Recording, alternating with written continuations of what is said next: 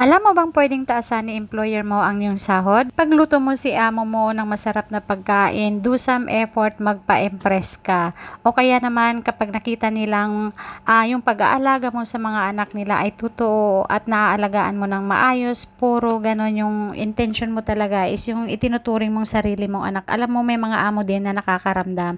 Pero kung todo effort ka naman at hindi ka pa rin napapansin, ay itigil mo na yan, ante, no? Charot lang, ayan. Pero gawin pa rin nating maayos yung ating mga trabaho dahil may mga employer naman na nakakaramdam yan, nakikita yung mga effort natin. So ayan, another quick and easy roasted whole chicken po tayo. Sa blender, pag sama-samahin natin lahat ng mga sangkap na nasa screen po, screenshot nyo na lang po yun. So ginamit ko dito ay light soy sauce dahil wala po akong patis. So mas mainam na patis po yung gamitin nyo.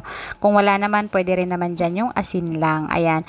So dapat po talaga ay braised chicken ito na may shiitake, kaso nga nagbago na naman yung ihip ng hangin. So ayan, sabi ko bake na nga lang para hindi na ako maggisa-gisa. So ayan, nagtabi po ako ng konti, pang retouch natin yun mamaya.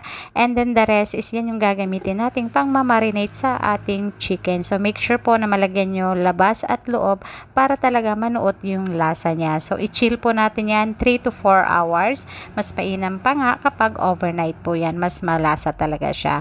And then i-bake lang po natin yan sa preheated oven 180 degrees Celsius for 25 to 35 minutes. After that, i-retouch po natin siya. Ilagay natin yung natitira nating sauce kanina. Ayan, napakabango niya. Ay nako, sinasabi ko na sa inyo, gusto nyong magpa-impress, itry nyo na to. Charot!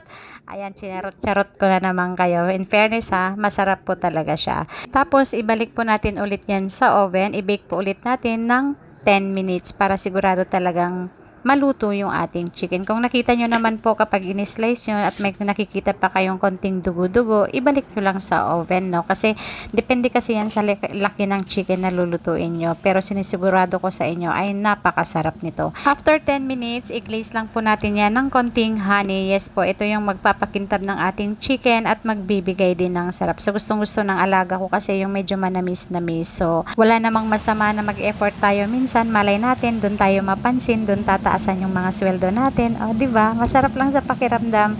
Pero may mga amo pa rin talaga na manhid. Charot. Uy!